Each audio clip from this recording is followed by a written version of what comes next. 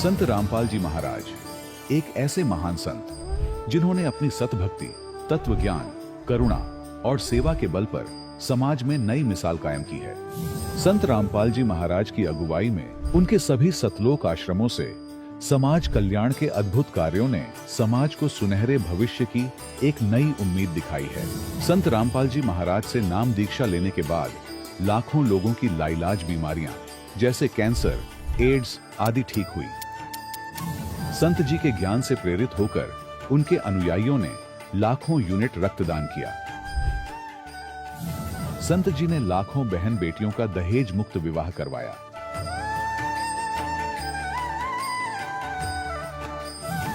संत जी ने लाखों लोगों का नशा छुड़वाया, करोड़ों उजड़े परिवार बसे।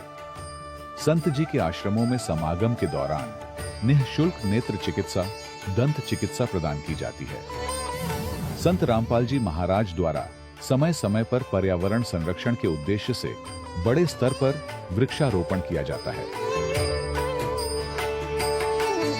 संत जी ने जरूरतमंदों को तत्काल राहत पहुंचाने के लिए एम्बुलेंस सेवा शुरू की। संत जी अपने अनुयायियों को देहदान के लिए प्रेरित करते हैं, जिससे मानवता की सेवा और चिकित्सा क्षेत्र में सुधार हो सके। संत रामपाल जी महाराज के सभी आश्रमों में हर रोज निःशुल्क भंडारा आयोजित किया जाता है, जहां हर वर्ग, हर जाति और हर धर्म के लोग एक साथ बैठकर भोजन करते हैं।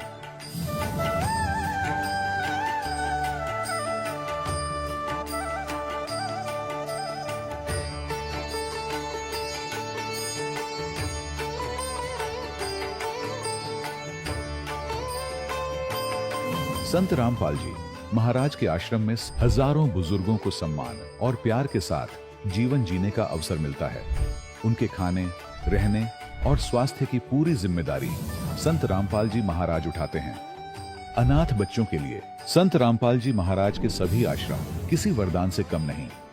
यहाँ उन्हें शिक्षा, संस्कार और भविष्य के लिए बेहतर अवसर प्रदान किए जाते हैं। चाहे बाढ़ हो, भूकंप या महामारी, संत रामपाल जी महाराज और उनके अनुयायी हमेशा ही जरूरतमंदों के लिए सबसे आगे खड़े रहते हैं।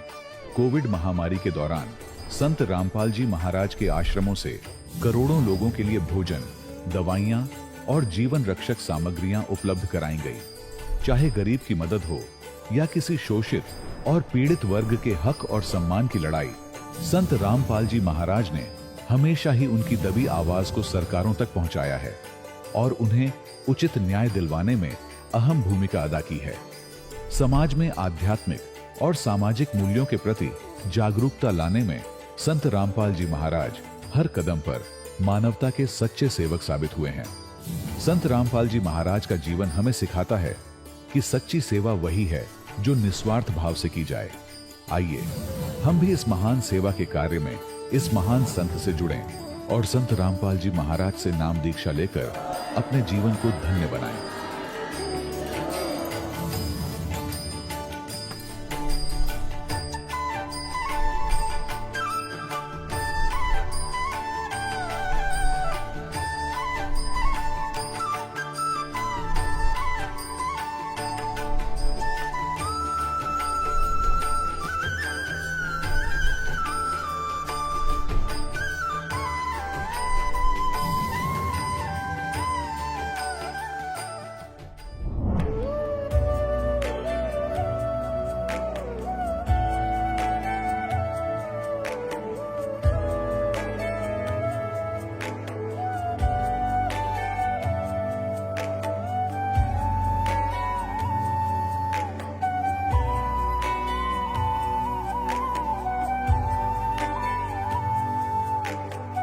प्रभु राम देव भगवान अल्लाह खुदा ईश आदि नाम एक ही शक्ति के हैं। वो कैसा है, कहां है, कैसे मिलता है, किसने देखा है? ये प्रश्नवाचक चिन्ह पूर्ण रूप से हटाने के लिए अवश्य सुनिए जगत गुरु तत्वदर्शी संत रामपाल जी महाराज के अमृत वचन, सर्व पवित्र धर्मों के पवित्र शास्त्रों के आधार पर। सत साहिब दर्शकों, जब इंसान अपने धर्म में सुखदायक बताई गई हर भक्ति विधि को अपनाता है हर पूजा पाठ करता है, व्रत रखता है, मंत्र जाप करता है, लेकिन फिर भी उसकी परेशानियां और बीमारियां कम होने की बजाय बढ़ती ही जाती हैं, तो उसका भगवान के ऊपर से भरोसा उठने लगता है। दर्शकों, कुछ ऐसी ही कहानी थी छत्तीसगढ़ के रहने वाले चित्र कुमार जी की। चित्र जी ने कई सालों तक पूरी श्रद्धा से भक्ति की, अलग अलग देवी देवताओं के मंदिरों में गए, कई तरह के जाप किए, लेकिन फिर भी इन्हें ब्लड कैंसर जैसी खतरनाक बीमारी हो गई और साथ ही मानसिक तनाव भी बहुत बढ़ गया। लेकिन दर्शकों, आज चित्र जी का कहना है कि जब से मैंने संत रामपाल जी महाराज से नाम दीक्षा ली है, तब से मेरी जिंदगी पूरी तरह से बदल गई है। दर्शकों, आखिर चित्र जी अपने धर्म में प्रचलित साधना को शास्त्र विरुद्ध क्यों बता रहे हैं? आखिर इसके पीछे की सच्चाई क्या है? आइए सुनते हैं चित्र कुमार जी की सच्ची कहानी, उन्हीं की जुबानी। नमस्कार सर। नमस्कार सर। सर क्या नाम है आपका? चित्र कुमार दास। चित्र कुमार जी आप कहाँ से हैं? राजनांदगांव छत्तीसगढ़ से। चित्र कुमार जी, संत रामपाल जी महाराज से नाम दीक्षा आपने कब ली? 12 सितंबर 2020 को सर। संत रामपाल जी महाराज से नाम दीक्षा लेने से पहले क्या आप कोई भक्ति साधनाएं भी करते थे? जी सर, जो सभी देवी देवताओं की जैसे ब्रह्मा विष्णु महेश की पूजा करते आ रहे थे हमारे माता पिता जी लोग, बस वही साधनाएं हम लोग भी कर रहे थे सर, जिससे हमको कोई लाभ नहीं हुआ। तो फिर आप संत रामपाल जी महाराज की शरण में कैसे आए?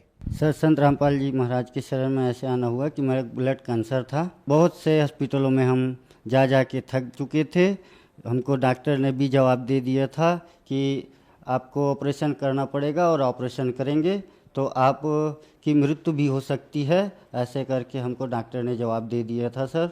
राजनांदगांव हॉस्पिटल में गए थे सर। राजनांदगांव का हॉस्पिटल, ऐसे जितने भी हॉस्पिटल है वहाँ हम सभी हॉस्पिटल में गए थे, जहाँ शासकीय हॉस्पिटल है, प्राइवेट हॉस्पिटल है, इन सब में जाने के बाद हमको रायपुर रिफ़र किया गया, गवर्नमेंट हॉस्पिटल मेकाहारा रायपुर का। वहाँ से हम लोग त्रस्त होने के कारण वहाँ से भी हम लोग डिस्चार्ज करा लिए। उसके बाद हम लोग ये एम्स करके रायपुर में सबसे बड़े हॉस्पिटल है, एम्स में भी गए थे। एम्स में 10 दिन रहा। 10 दिन के बाद हमको वहाँ भी वो कुछ आराम नहीं आया, फिर वहाँ से हमको डिस्चार्ज किया गया। फिर हम लोग डायरेक्ट घर आए। घर में थोड़ा बहुत और बचा खुचा पैसा पकड़ के फिर गए रायपुर कमला हॉस्पिटल करके। वहाँ पे हमको ये जवाब दे दिया कि आप ऑपरेशन जैसे कराओगे तो ऑपरेशन कर देंगे, कोई दिक्कत नहीं, लेकिन इसमें आपकी मृत्यु भी हो सकती है, ऐसे करके हमको डॉक्टर ने जवाब दिया। तो हम लोग ऑपरेशन नहीं कराए, वापस घर आ गए। सर, जैसे कि आपने बताया कि संत रामपाल जी महाराज की शरण में जाने का मुख्य कारण आपको ब्लड कैंसर था, तो संत रामपाल जी महाराज से नाम दीक्षा लेने के बाद क्या आपका ब्लड कैंसर ठीक हुआ, और ठीक हुआ तो कैसे हुआ? सर, जो बताते हैं रामपाल जी महाराज, वो उनके बताए हुए भक्ति मार्ग पर चलने पर ही ब्लड कैंसर हमारा ठीक हुआ। धीरे धीरे करके कट गए सारी परेशानियां, अभी हमको कोई तकलीफ नहीं है। आप कैसे संत रामपाल जी महाराज की शरण में गए? हमारा रिश्तेदार था एक, जिसमें जो रिश्ते में हमारे साले जी लगते हैं, वो आए और हमारी स्थिति देखने के बाद हमको उन्होंने, हम तो बाइक में बैठने के भी काबिल नहीं थे, तो उन्होंने अपने 4 व्हीलर लाके हमें पकड़ के ले जाके वहाँ बालोद जिला नामदान केंद्र था, वहाँ से हमको दीक्षा दिलवाएं संत रामपाल जी महाराज जी से। दीक्षा लेने के बाद धीरे धीरे हमारा संकट जो था वो टलने लगा, और बाकी अभी सदगुरु रामपाल जी के दया से बहुत बढ़िया हैं और कोई तकलीफ नहीं है हमको।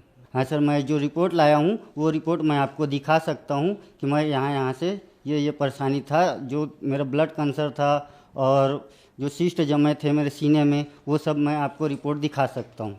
ये मेरा कैंसर है, जो कि संत रामपाल जी महाराज से नाम दीक्षा लेने के बाद धीरे धीरे करके पूरी तरह से साफ हो गए हैं। और एक रिपोर्ट और दिखाता हूँ जिसमें सिस्ट लगा हुआ है, जिसे ऑपरेशन करने के जो डॉक्टर बताए थे, ऑपरेशन करने से या सिस्ट फट जाने से आपकी मृत्यु भी हो सकती है। जो ये सिस्ट जो काला काला सा ब्लड का जो थक्का है, इसे ब्लड कैंसर कहते हैं। यही सब कारण था मेरे शरीर में, जो गुरुजी मतलब संत रामपाल जी महाराज जी से नाम दीक्षा लेने के बाद धीरे धीरे सारी संकट दूर हो गए। संत रामपाल जी महाराज से नाम दीक्षा लेने से पहले ये मेरा पॉजिटिव रिपोर्ट है, जिसे मैं आप सबको दिखा रहा हूँ। जिसमें इसमें मेरे ब्लड कैंसर है। ये मेरे दूसरी रिपोर्ट है नाम दीक्षा लेने के बाद। ये जितना भी रिपोर्ट दिखा रहा हूँ ये दूसरी है। जो पहले कैंसर का दिखाया उसके बाद ये नाम दीक्षा लेने के बाद में जो है संत रामपाल जी महाराज जी से दीक्षा लेने के बाद ये मेरा रिपोर्ट नॉर्मल आया है। और ना ही मेरे को ऑपरेशन करवाने की ज़रूरत था, ना ही कोई दवाई गोटी मैं ले रहा हूँ। बस मालिक संत रामपाल जी महाराज जो दिए हैं बस उन्हीं का गुणगान करते हुए मेरा सब ब्लड कैंसर और जो तकलीफ था वो सब चीज़ दूर हो चुके हैं। संत रामपाल जी महाराज जी के बताए हुए भक्ति मार्ग पर चल रहा हूँ। सर, संत रामपाल जी महाराज से नाम दीक्षा लेने के बाद आपका ब्लड कैंसर ठीक हो गया। आपने एम्स में भी दिखाया, आपने बहुत सारे हॉस्पिटलों में दिखाया। बहुत सारे इस देश में ऐसे मरीज हैं जो कैंसर से ग्रसित हैं, जिनके पास पैसे नहीं हैं और वो इलाज नहीं हो पा रहा है। उनके लिए आप क्या कहना चाहेंगे? आप मुझे देख सकते हैं, जो भी कैंसर जैसा बीमारी मेरे शरीर से दूर हो चुके हैं, वैसे आप सभी को, जो भी भाई बहनों को यदि तकलीफ है तो आप मुझे देख सकते हैं। और आप सभी जाके सदगुरु रामपाल जी महाराज जी से नाम दीक्षा लेकर अपने संकट दूर करा सकते हैं। संत रामपाल जी महाराज से नाम दीक्षा कैसे ली जा सकती है? संत रामपाल जी महाराज से नाम दीक्षा ऐसे ले जाते हैं जैसे सत्संग आते हैं संत रामपाल जी का, उनके नीचे पीली पट्टी जो चलता है उसमें नंबरों रहते हैं, व्हाट्सएप नंबर और सभी नंबर रहते हैं, जिसमें आप अपना नाम पता पूरा बताकर संत रामपाल जी महाराज से नाम दीक्षा ले सकते हैं। धन्यवाद सर। दर्शकों, अभी आपने सुने संत रामपाल जी महाराज से दीक्षा प्राप्त करके सुखी हुए भक्त के अनुभव। अब देखिए जगत गुरु तत्वदर्शी संत रामपाल जी महाराज के मंगल प्रवचन। अर्धरात्रि बीत गई थी, स्वप्न में दिखे घनश्याम। इंद्र दमन एक मंदिर बनवा दे, जगन्नाथ हो जिसका नाम। इंद्र दमन एक मंदिर बनवा दे, जगन्नाथ हो जिसका नाम। 5 बार मंदिर बनवाया श्री कृष्ण जी के कहने से। मंदिर टूटा अवशेष बचाना, वो तेज समुद्र बहने से। 5 बार मंदिर बनवाया श्री कृष्ण जी के कहने से। मंदिर टूटा अवशेष बचाना, वो तेज समुद्र बहने से। कहे कबीर अब मंदिर बनवाओ, यो टूटे ना मेरे रहने से। 6 बार मंदिर बनवाया राजा ने रानी के गहने से। कहे कबीर अब मंदिर बनवाओ, ये टूटे ना मेरे रहने से। 6 बार मंदिर बनवाया राजा ने रानी के गहने से। कह श्री कृष्ण ये पूर्ण ब्रह्म कबीर यही है, इसके चरणों में कर ले प्रणाम। इंद्र दमन एक मंदिर बनवा दे, जगन्नाथ हो जिसका नाम। इंद्र दमन एक मंदिर बनवा दे, जगन्नाथ हो जिसका नाम। अर्धरात्रि बीत गई थी, स्वप्न में दिखे घनश्याम। इंद्र दमन एक मंदिर बनवा दे, जगन्नाथ हो जिसका नाम। कहे कबीर एक चबूतरा बनवाओ, जहां राम नाम लो लाऊंगा।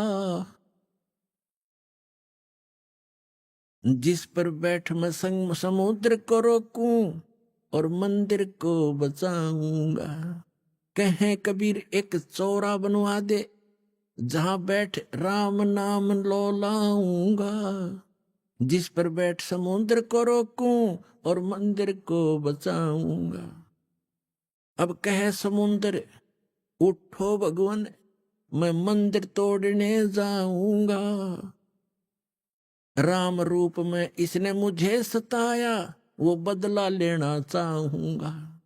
कहे समुद्र उठो भगवान, मैं मंदिर तोड़ने जाऊंगा।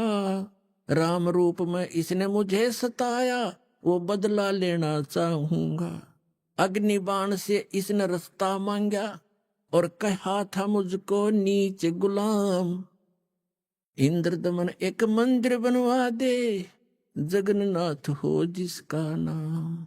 इंद्र दमन एक मंदिर बनवा दे, जगन्नाथ हो जिसका नाम।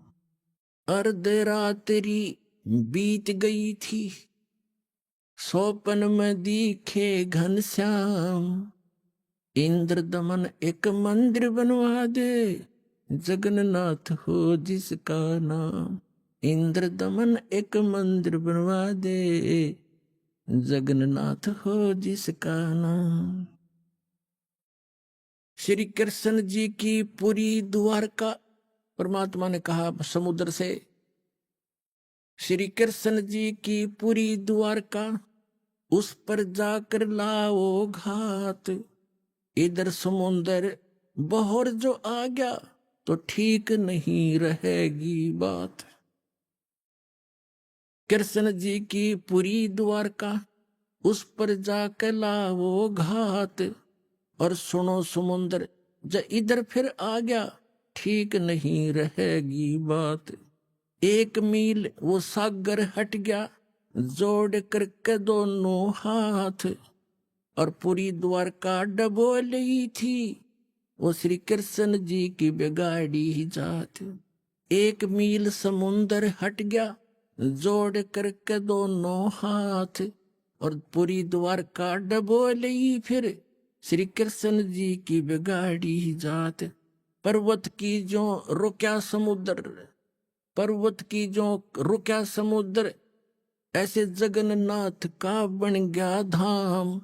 इंद्र दमन एक मंदिर बनवा दे, जगन्नाथ हो जिसका नाम। इंद्र दमन एक मंदिर बनवा दे, जगन्नाथ हो जिसका नाम। अर्धरात्रि बीत गई थी, स्वप्न में दिखे घनश्याम। इंद्र दमन एक मंदिर बनवा दे, जगन्नाथ हो जिसका नाम। इंद्र दमन एक मंदिर बनवा दे, जगन्नाथ हो जिसका नाम। वर्द कारीगर बन के आए, वो बंदी छोड़ कबीर करतार। हाथ पैर प्रतिमा के रह गए, धक्के ते दिए खोल के वाड़े। वर्द कारीगर बन कर आए, बंदी छोड़ कबीर करतार।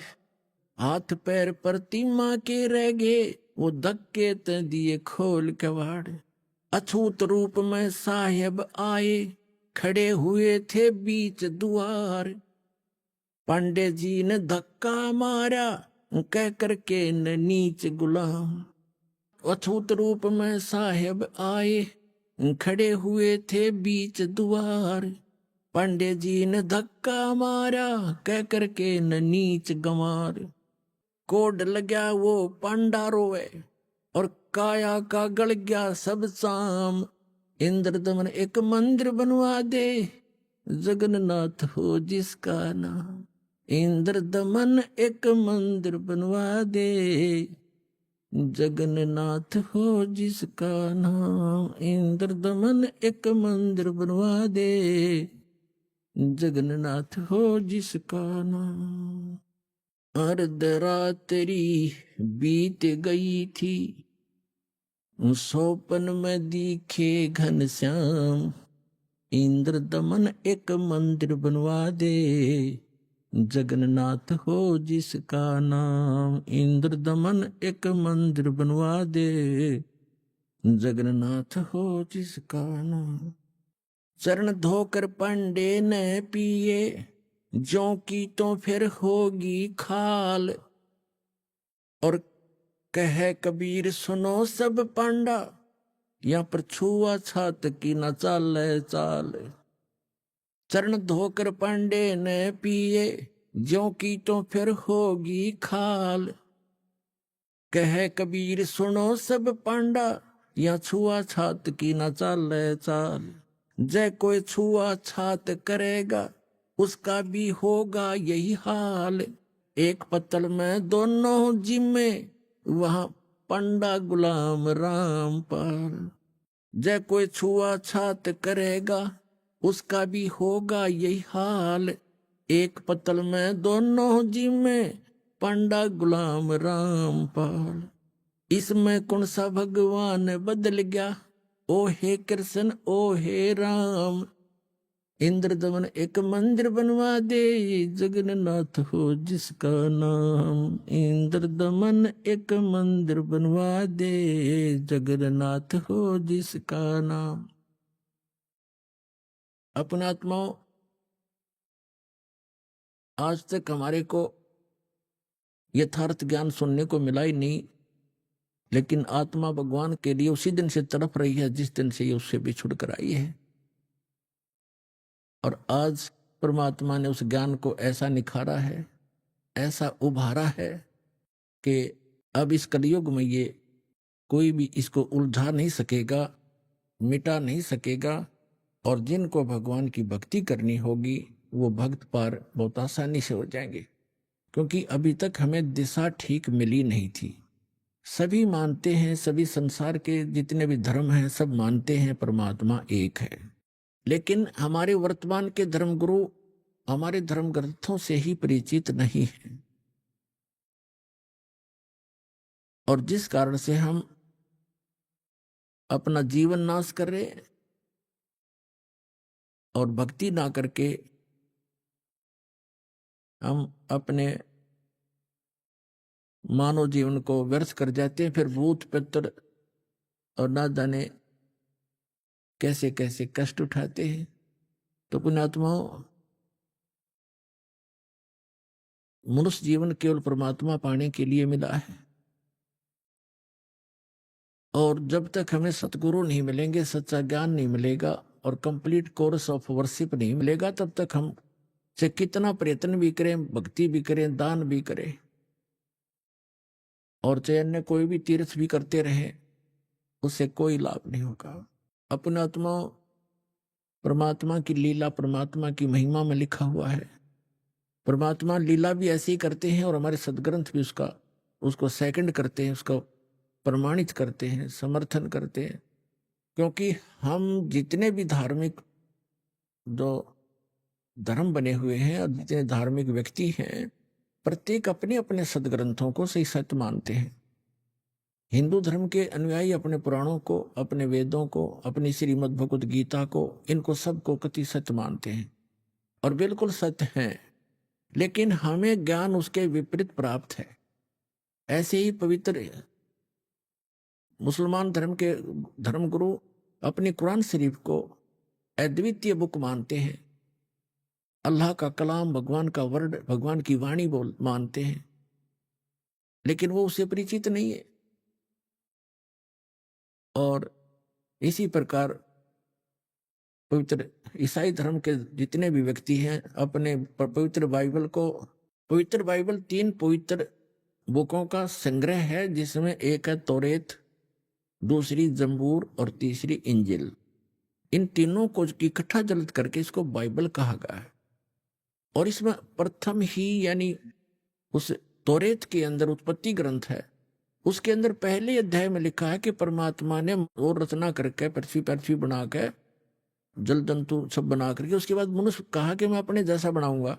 और ऐसे परमात्मा ने मनुष्य को अपने जैसा उत्पन्न कर दिया, नर और नारी करके उसकी सृष्टि की। और किसी भी उसने पूछ लो, आप ईसाई धर्म के श्रद्धालु को पूछ कर देखो कि what is the form of God, वो कहेगा गॉड इज फॉर्मलेस। भगवान कैसा है? भगवान निराकार है। और फिर वो पवित्र बाइबल क्या बता रहा है? अब ऐसे पवित्र सिख धर्म के अनुयायियों ने पूछ कर देखो कि वो परमात्मा निराकार है। और वो खुद कहते हैं, नानक साहब जी, धानक उपरहा करतार फाई सूरत मुलुक की वेश, ए ठगवाड़ा ठगी देश खरासियाना बहुता बारी, धानक रूप रहा करता। और उसमें यहाँ तक वर्णन है उसके काले आंख है, उसका लंबा नाक है, ठुमक ठुमक कर चलता है, सफेद कपड़े पहनता है, सारे लिखे हैं उसके अंदर, गुरु ग्रंथ साहिब के अंदर 1257 पृष्ठ पर। और 721 पन्ना पर लिखा है कि एक अर्ज गुप्तम पेश दो दर कौन करतार, हक्का कबीर करीम तुम बे ए परवरदिगार। और 24 नंबर पृष्ठ पर लिखा है गुरु ग्रंथ साहिब में कि फाई सूरत मुलुक की वेश, ए ठगवाड़ा ठगी देश खरासियाना बहुता भारी, धानक रूप रहा करता। और सभी ऐसे हिंदुओं से पूछ कर देखिएगा, पवित्र हिंदू धर्म के अनुयायियों को, और कहेंगे वो तो निराकार है भगवान, और श्री विष्णु जी की मूर्ति घर पे, और भगवान कैसा है, दिखा अपने समाधि में, अको तो निराकार है, दिखता थोड़ा ही प्रकाश प्रकाश दिखता है। तो हमारे सबका ये खिचड़ी ज्ञान था। हमारे सदग्रंथ सही बता रहे हैं कि परमात्मा साकार है, नर आकार है। और ऐसे ही मुसलमान धर्म के नहीं से पूछो, परमात्मा निराकार है, और फिर क्यों सातवें आसमान पर बैठा है? निराकार का खाक बैठेगा जब निराकार है, वो बॉडीलेस है, उसका कोई शरीर नहीं है, और फिर ऊपर बैठा सातवें आसमान पे, है कोई सिर पैर किसी का? तो पुण्यात्मा सौभाग्य आप सबका कि आपको ऐसा अनमोल जड़ी मिल गई है, ऐसा अनमोल ज्ञान मिल गया। अपना कल्याण कराओ, पीछा छुटवाओ। परम पिता परमात्मा पूर्ण ब्रह्म, सारी सृष्टि के रचनहार, कुल मालिक कबीर देव, कबीर साहेब, कबीर परमेश्वर जी की असीम रजा से आप सभी पुण्यात्माएं सत्संग श्रवण करने के लिए उपस्थित हुए। जिस प्राणी का बहुत ही पुण्य उदय हो जाता है उसको मानव शरीर प्राप्त होता है।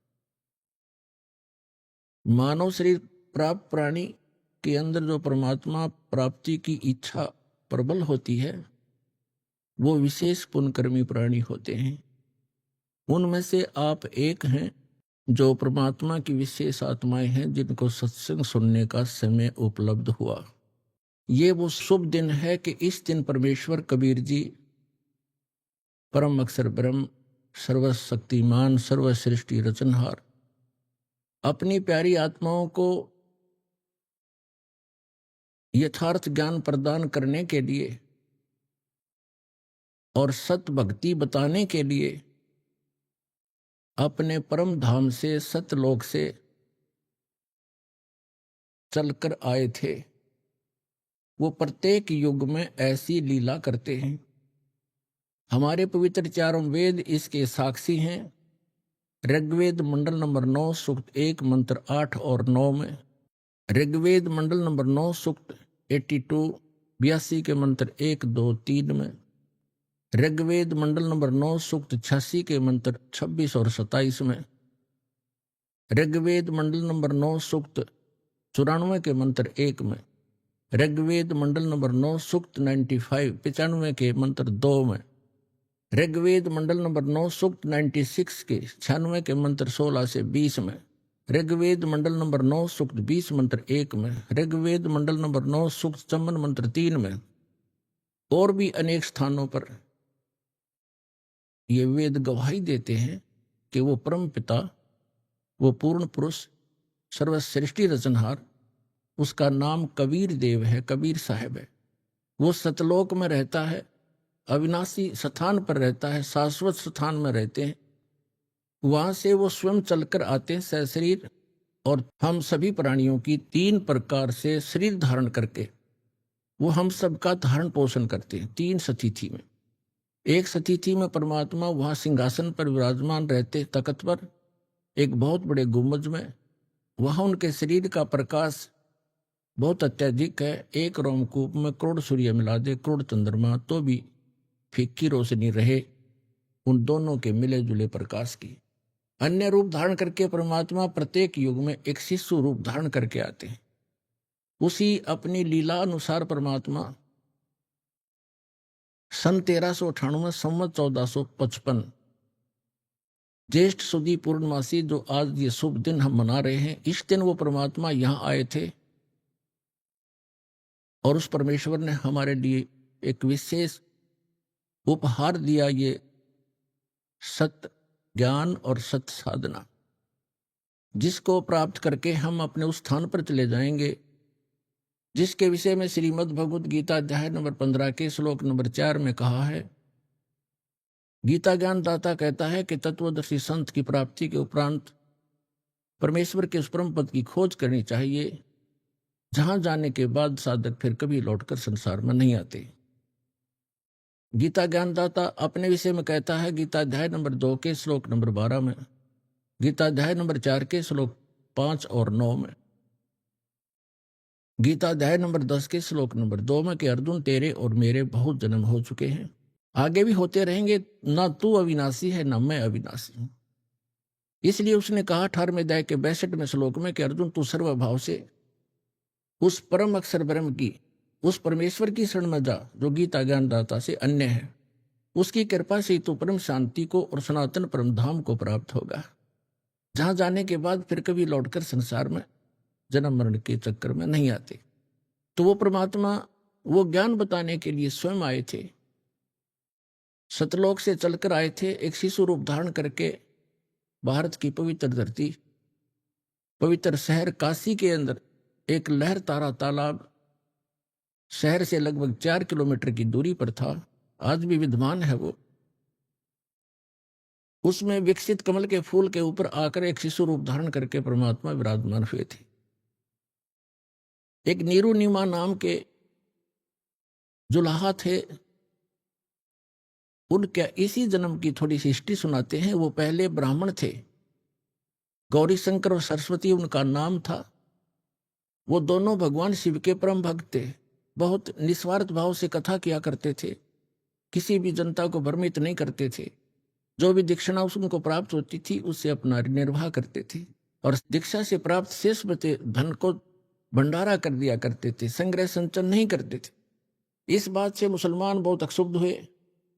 उनको ये भी मालूम था कि अन्य ब्राह्मण जो हैं गुरु, वो गौरी शंकर से ज्यादा ईर्षा रखते हैं, क्योंकि उनका बोलबाला उनसे अधिक हो गया था, क्योंकि वो निस्वार्थ कथाएं किया करते थे। अन्य केवल गुमराह किया करते थे, जंतर मंतर करके दुनिया को भटका भरमा के अपनी रोजी रोटी किया करते थे। मुसलमानों को इस बात की चिंता हुई कि ये गौरी शंकर हिंदू धर्म का प्रचार घना कर रहा है और इसको मुसलमान बनाया जाए। उनको ये भी मालूम था कि अन्य धर्मगुरु जो ब्राह्मण हैं वो इससे ईर्षा रखते हैं, इसका साथ नहीं देंगे, जिस कारण से उनको उसी जन्म में बाई फोर्स मुसलमान बना दिया था। पहले निर्वाह चलता था दीक्षा से, लेकिन फिर वो दीक्षा बंद होगी, वो मुसलमान बना दिए गए। उनका नाम रख दिया नीरू और नीमा। नूर अली नाम रख दिया गौरी शंकर का, और सरस्वती का नाम रख दिया नियामत। उसको अब भ्रंश करके जैसे कहने लग जाते हैं, नीरू और नीमा कहने लगे। अब उनके सामने दो समस्याएं खड़ी हुई, एक तो निर्वाह की, दूसरी गंगा स्नान मुसलमान नहीं कर सकते थे उस पंचगंगा घाट पर, जिस कारण से नीरू और नीमा ने अपने निर्वाह के लिए जुलाहे का कार्य शुरू कर दिया। उसमें कोई पैसा नहीं लगता था, 3-4 डंडे गाड़ लिए जाते हैं, खड्डी बना ली जाती है, उसमें वो परमात्मा के जो मुंह बोले माता पिता हुए वो अपना निर्वाह करने लगे। अब उनके सामने दूसरी समस्या ये थी कि वो गंगा में स्नान नहीं कर सकते थे, और प्रतिदिन स्नान करके अपनी नित्य क्रिया करना उनका एक स्वभाव बन गया था।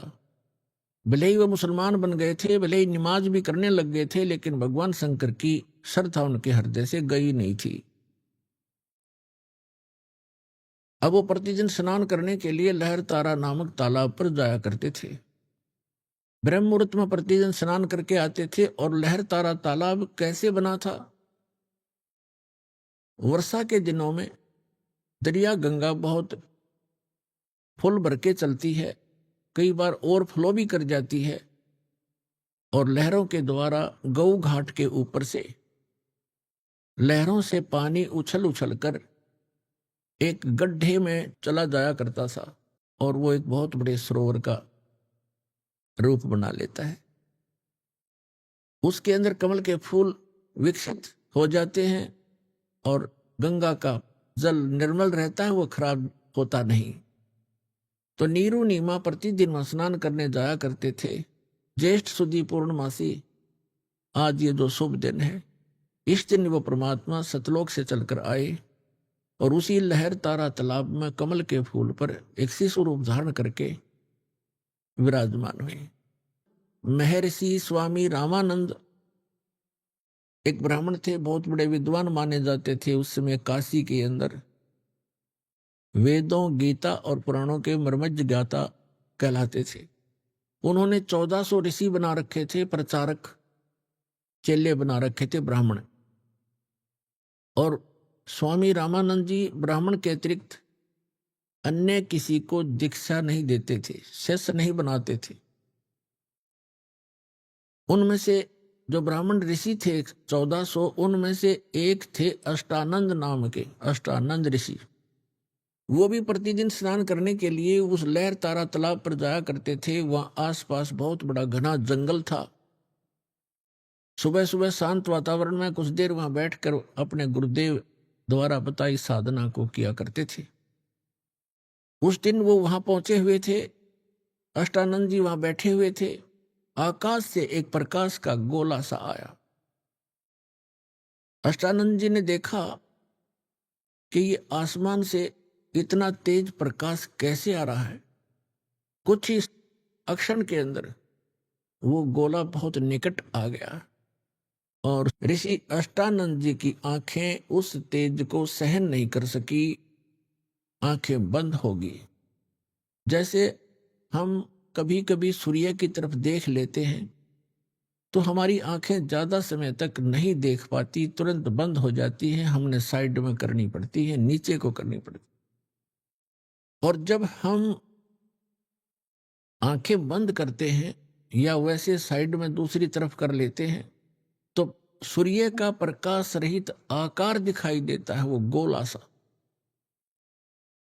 इसी प्रकार जब अष्टानंद जी ने उस प्रकाश को देखा, उसकी आंखें नहीं देख पाई, आंखें बंद हो गई, तो क्या देखा कि प्रकाश रहित आकार दिखाई दिया, एक शिशु का। कुछ देर के बाद उसने आंखें खोली तो क्या देखा कि वो प्रकाश लहर तारा तालाब के एक कोने में सिमट गया। ये सुबह सुबह की घटना थी, ब्रह्म मुहूर्त था। ब्रह्म मुहूर्त होता है सूर्य उदय होने से लगभग 1.5 घंटा पहले। उस समय अंधेरा अच्छा होता है और उस समय का अंधेरा कुछ ही समय के बाद जल्दी जाता है, रोशनी प्रकाश शीघ्र ही हो जाता है। तो अष्टानंद जी उस समय बैठे थे। फिर उसने देखा, उसने विचार किया अष्टानंद जी ने कि आज मैंने ये क्या दृश्य देखा, ये मेरी कोई आंखों की भ्रांति है या कोई सचमुच कोई ये वस्तु थी। इसके विषय में उसने सोचा कि हो सकता है मेरी कोई भक्ति की उपलब्धि हुई हो। उसके लिए शंका समाधान के लिए वो तो उठकर चल पड़े, स्वामी रामानंद जी के पास गए और उनसे सब आंखों देखा विवरण बताया कि हे स्वामी जी, हे गुरुवर, आज आपके बालक ने ऐसे बहुत तेज प्रकाश देखा, ऊपर से आ रहा था बहुत स्पीड से, जैसे तारा सा टूटा करता है। और जो ही वो निकट आया मैंने देखा तो मेरी आंखें बंद हो गई, सहन नहीं कर सकी उस तेज को। आंखें बंद हुई तो मैंने क्या देखा गुरुवर कि एक शिशु रूप दिखाई दिया। दोबारा मैंने आंखें खोली तो सामने क्या देखा कि वो प्रकाश उस लहर तारा तालाब के एक कोने में सिमट गया। फिर मुझे कुछ दिखाई नहीं दिया अंधेरे। ये मेरी कोई भक्ति की उपलब्धि है या कोई मेरी भ्रमना है, भ्रांति है? इसका समाधान कीजिए। स्वामी रामानंद जी ने कहा कि बेटा, ऐसे जो लक्षण होते हैं वो ऊपर के लोकों से अवतार गण आते हैं और वो यहाँ किसी माता के बहन के गर्भ में रहेगा और फिर यहाँ आके अपनी जीवन लीला करेगा। अब जैसा भी स्वामी रामानंद जी को ज्ञान था उसने अपने शिष्य का समाधान कर दिया। इनको इतना ही मालूम है कि इनके भगवान श्री राम, श्री कृष्ण और भी जितने ये 9-24 अवतार बताते हैं, ये सभी मां से ही जन्म लेकर के उन्होंने यहां लीलाएं की। इनको उस अजन्मा भगवान की जानकारी नहीं है, इसलिए अपने शिष्य का जैसा शंका समाधान वो कर सकते थे कर दिया। अष्टानंद जी संतुष्ट हुए। उधर से क्या था कि नीरू नीमा बहुत वर्षों विवाह को हो चुके थे, उनका संतान नहीं थी। और जिस बहन को संतान ना हो उसको केवल एक ही वस्तु की डिमांड रहती है, वो कहीं जा ले जाए।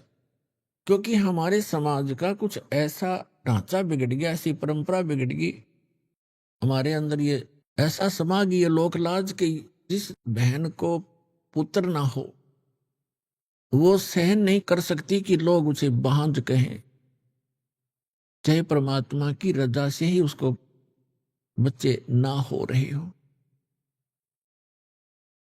तो काफी वर्ष बीत गए थे, वो लगभग 60 वर्ष के आयु होगी थी उन नीरू और नीमा की, उनका संतान नहीं थी। और ऐसे ही कोई आकर के टोक देता है, कोई रिश्तेदार, कोई अड़ोस पड़ोस का, और घर आके चर्चा कर देता है कि आपको कोई संतान नहीं है, एक बालक तो चाहिए था। अब वो ना चाहते हुए भी अगर थोड़ी बहुत भूल गिरे तो इस तरह की कोई न कोई इंजेक्शन युग काल लगवा ही देता है। ऐसे उसकी कोई रिश्तेदार आई, नीमा की कोई जान पहचान की बहन, उसने सारी रात यह चर्चा रखी, एक बालक तो भगवान ने देना चाहिए था, और आप जैसे अच्छी आत्मा और बिना बालक के हैं, जिसका संतान नहीं है, उसको तो कोई सुबह सुबह देख कर भी मुंह मोड़ लेता है। ये हमारे धर्म गुरुओं की कमी रही है कि उन्होंने ऐसा भ्रम जाल फैला दिया कि जिसका संतान नहीं है वो आदमी, वो व्यक्ति मनहूस है। और पुण्यात्मा इस तत्व ज्ञान के आधार से परमात्मा कहते हैं जो सत भक्ति करते हैं, जो भगवान की भक्ति करते हैं, संतान है या नहीं है, वो दोनों ही उच्च हैं। और उनमें से जिसको संतान नहीं है वो परमात्मा की विशेष कृपा पात्र है, जो भक्ति कर रहे हैं। ये ना समझना कि जिनके संतान है वो कृपा पात्र नहीं है। कृपा पात्र तो वो भी हैं क्योंकि भगवान ने शरण में ले लिए हैं, लेकिन उनके लिए इसलिए कहा जा रहा है कि उनका कोई किसी से संस्कार उलझा नहीं है। और काल की एक ऐसी आदत है, ये उलझुआड़ियां चाहता है, चाहे किसी भी प्रकार उसको फंसाना पड़े, उसकी चेष्टा रहती है। ऐसा लोक वेद, ऐसा समाज बना दिया, तो न चाहते हुए भी वो बहन जिसका बालक नहीं है, वो पता नहीं कि कहीं बता दो उसको, कोई क्रिया बता दे, वही जाएगी बेचारी। किसी प्रकार मेरा यो निसंतान वाला जो पॉइंट है ये क्लियर हो जाए। अपने आत्माओं, परमात्मा खोजे से नहीं मिलते। ऋषियों ने हजारों वर्ष तपस्याएं कर ली, वो मालिक नहीं मिला, और वो परमात्मा नीरू और नीमा को आकर मिल गए। क्या उनको संतान नहीं दे सकते थे? वो कितनी प्यारी आत्मा होंगी उनकी, जिनको बगैर प्रयत्न के सीधे आके मिल गए और उनके घर रहे, पुत्र की तरह उनको सुख दिया। लेकिन वो पुत्र भी दे सकते थे, वो ना भाग्य में हो तो भी दे सकते थे, लेकिन वो विशेष कृपा पात्र थे। परमात्मा अपने जीव को ये संसारिक जो सुख हैं, यहाँ की जो सुविधाएं हैं, जिनको हम उत्तम मान रहे हैं, ये भक्ति मार्ग में उत्तम नहीं है, बाधक हैं। तो ऐसा कोई अनजान ही कर सकता है जो अपने निजी बच्चे को और जानबूझ के कीचड़ में गिरे, वो तो कीचड़ से निकाल कर धोया मांजा करे, और दोबारा कीचड़ में कोई डाल सकता है? पुण्यात्माओं, आप तो मांगते हो यहाँ के सुख, यहाँ की संपत्ति, संतान, ये मिला आपको, और परमात्मा को आपका पहाड़ जैसा दुख दिखाई देता है। यदि आप जी अब मोक्ष प्राप्त नहीं कर सके, ना जाने कितने जन्मों में ये कष्ट आपको फिर सामने खड़े दिखाई देंगे। यदि इन संसारिक कार कोठियों में, घोड़ा बग्गियों में सुख होता तो परमात्मा एक झोंपड़ी में नहीं रहते, एक झोंपड़ी में नहीं रहते, और कपड़ा बुनकर एक सिंपल मैन की, एक बिल्कुल निर्धन व्यक्ति की भूमिका नहीं करते। वो हमें ये दिखाना चाहते थे कि यदि आपको ये ज्ञान हो जाए कि ये काल का लोक है, यहाँ जन्म मृत्यु का दीर्घ रोग आपको लगा हुआ है, और जितनी बार भी जन्मोगे आपको ये संकट फिर प्रत्येक बार झेलने पड़ेंगे जो आज जीवन में झेल रहे हो।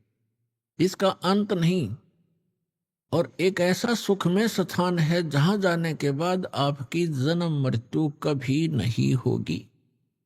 और वहां आपका मनुष्य शरीर होगा, आपके बच्चे होंगे, आपकी पत्नी होगी, आपका संतान होगा, एज इट इज होगा, आपका परिवार होगा, वो कभी मृत्यु को प्राप्त नहीं होगा। और यहां आप सारा जीवन इन्हीं की सुरक्षा में लगे रहते हैं और पता नहीं कब बिजली गिर जाए। केदारनाथ नाम के एक धार्मिक स्थान के ऊपर बहुत भयंकर फ्लड आ गया। लगभग 20,000 वहां श्रद्धालु और आसपास के क्षेत्र के लोग मारे गए। बताओ, अब वो बेचारे अपने परिवार के लिए ही बैठे थे, मेरा बच्चा ऐसे हो जाए, मेरी बेटी ये बन जा, पुत्र अच्छा नौकर लग जा, नौकरी लग जा, ऐसे हो जा, धन बन जा। खाक बन गया यहाँ पर, उनकी लाशों भी नहीं मिल लिए, दब गए टनों मन मिट्टी के ढेर में, खोजत भी ना पाओ। तो परमात्मा ये दिखाना चाहते हैं, आप जिस लोक में रह रहे हो और जो वस्तुएं आप डिमांड कर रहे हो, ये मांगण की कोई ना, ये तो मैं आप ही दे दूंगा जो तुम्हें आवश्यकता पड़ेगी। और हम केवल एक उद्देश्य लेकर आते हैं, ये हो जाए, वो हो जाए, वो हो जाए। ये तो हो जाएंगे, लेकिन वो काम रह जाएगा जिसके लिए आप यहाँ आए हो। फिर इनका क्या करोगे? क्या मांगो कुछ थिर ना रहा ही, देखत नैन चला जग जाई।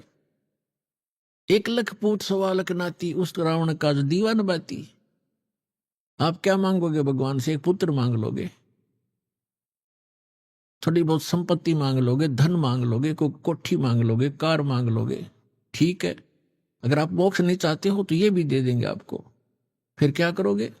रावण के 1 लाख पुत्र थे और सद्भक्ति ना करने से सर्वनाश को प्राप्त हुए। अंत में उनके कोई दीपक जलाने वाला शेष नहीं रहा। सर्व सोने की लंका थी वह रावण से रणधीरम, एक पलक में राज विराजी चमके पड़े जंजीरम।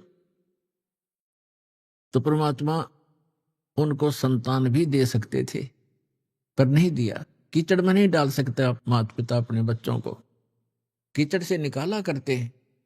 तो वो कोई बहन उस नीमा के सामने आई, चली गई, 2 इंजेक्शन ला के, एक पुत्र से चाहिए था। भगवान ने यह क्या करी, तेरा संसार में साझा हो जाता है, लोग देखते नहीं कहें वो आ गया मनुष्य।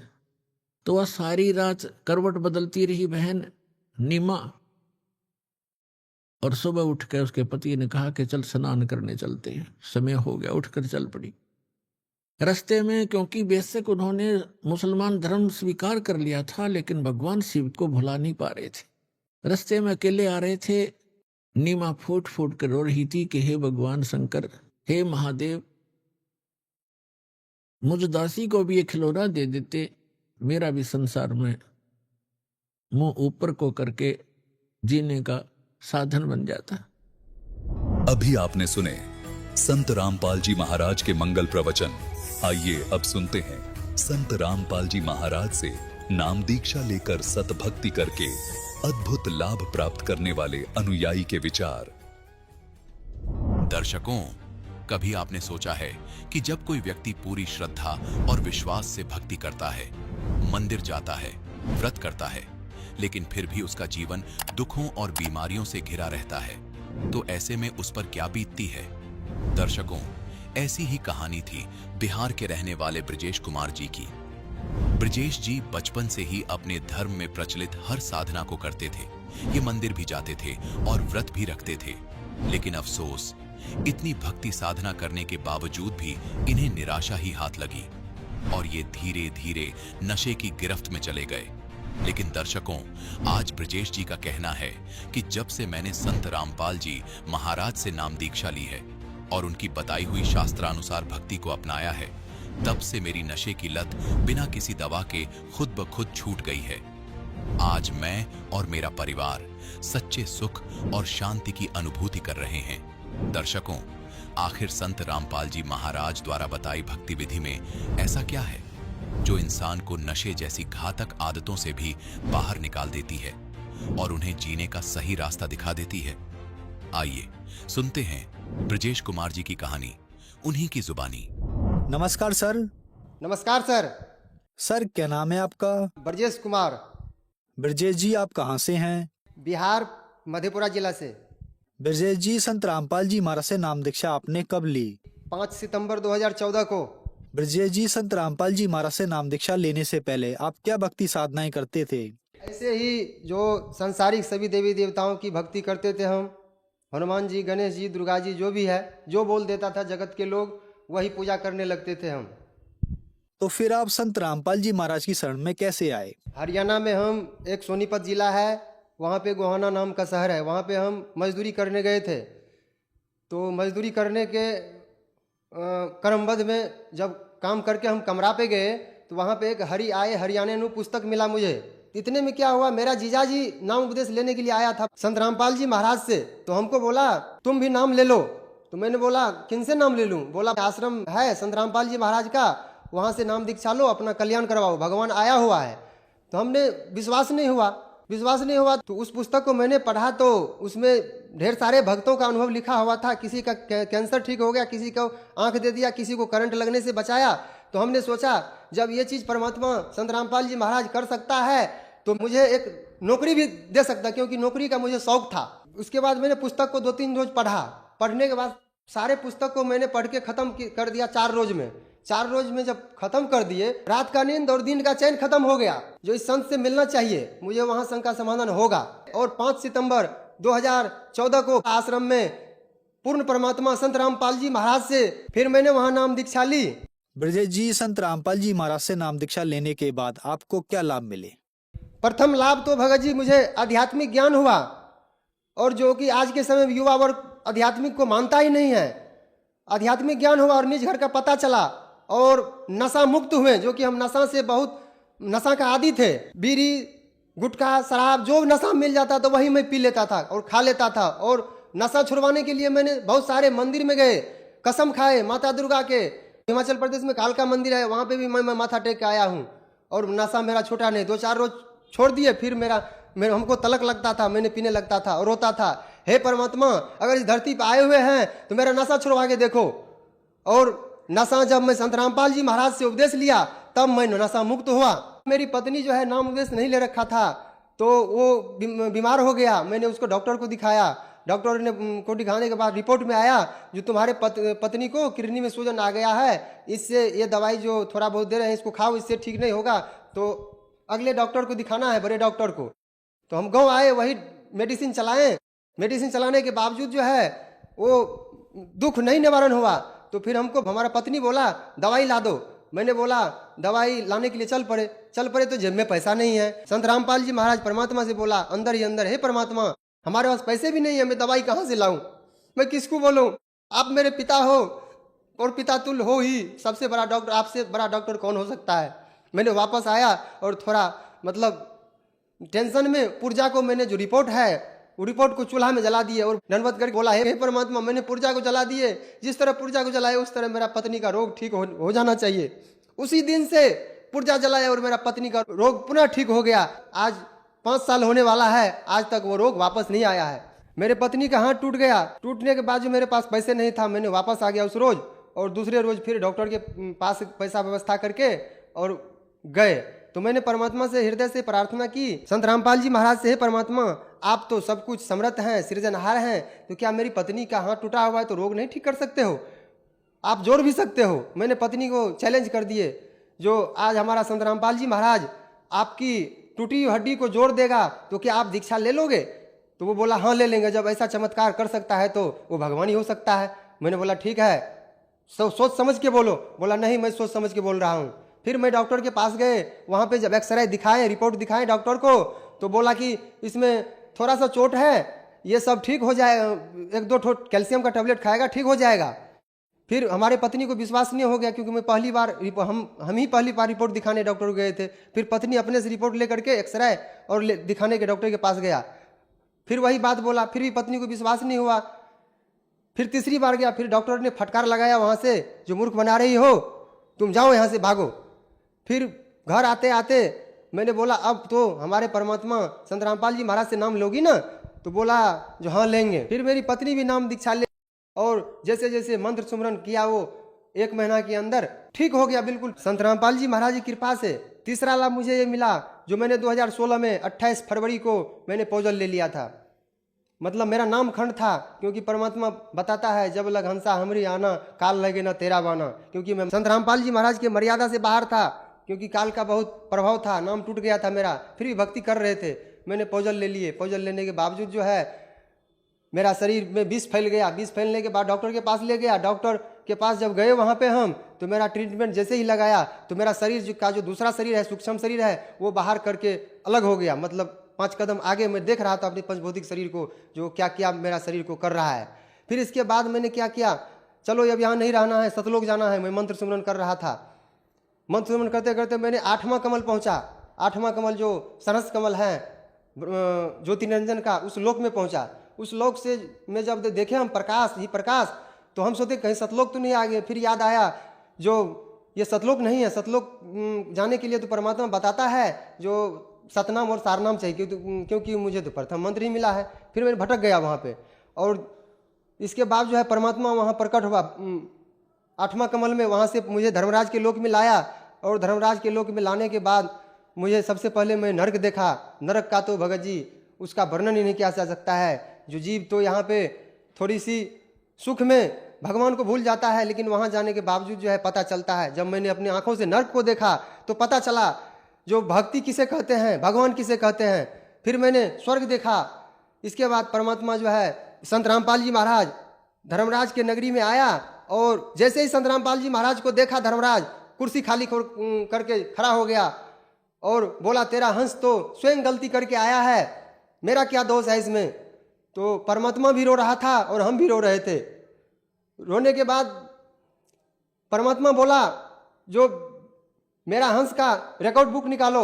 वहाँ पे तो है हर एक हंस आत्मा को जो रिकॉर्ड बुक है वहाँ पे, जैसे यहाँ पे कचहरी कोर्ट कचहरी में रहता है रिकॉर्ड बुक, उसी तरह हर एक हंस का वहाँ पे रिकॉर्ड बुक है। जैसे रिकॉर्ड बुक मेरा निकाला तो प्रथम मंत्र में ही इतना पूंजी हो गया था मेरा, इसका वर्णन नहीं किया जा सकता है। खोला भी नहीं ऐसे करके और बोला इस हंस को छोड़ो। परमात्मा बोला मुझे संत रामपाल जी महाराज, जो बेटा जाओ तुम उस स्कूल में। मैंने बोला उस स्कूल में मैं नहीं जाऊँगा पिताजी। परमात्मा उस स्कूल में नहीं जाऊँगा, क्योंकि वहाँ तो भक्ति करने ही नहीं देता है। वहाँ पे टेंशन ही टेंशन है, कभी पिताजी गाली देता है, कभी समाज गाली देता है। क्या करूँ, कैसे रहूँ, कुछ समझ में नहीं आ रहा है। मालिक मैं नहीं जाऊँगा वहाँ। संत रामपाल जी महाराज को मैंने बोला बेटा वहाँ जाना ही पड़ेगा, क्योंकि मेरा हंस वहाँ पे एक हंस पहुँच चुका है, वो भक्ति मार्ग से भटक जाएगा। तो इतने हमको एक परमात्मा ने पुत्र दे दिया था, तो वो 1.5 महीने का था।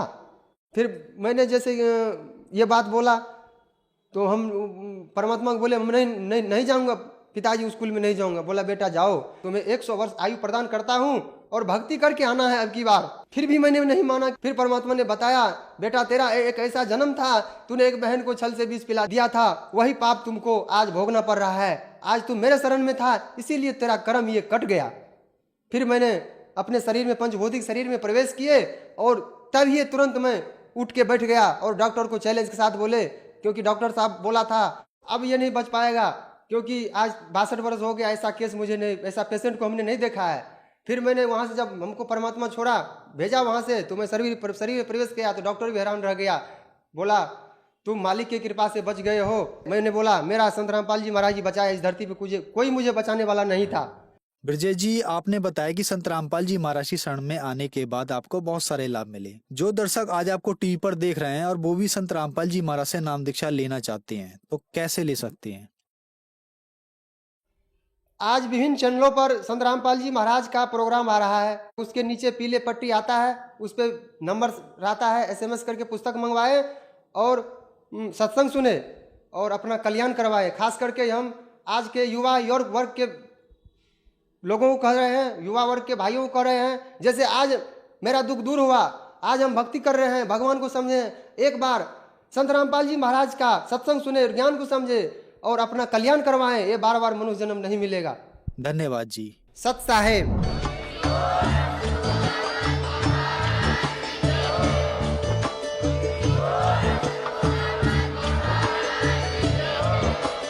आप सुन रहे थे जगत गुरु तत्वदर्शी संत रामपाल जी महाराज जी के मंगल प्रवचन। अधिक जानकारी के लिए विजिट कीजिए हमारी वेबसाइट www.jagatgururampalji.org।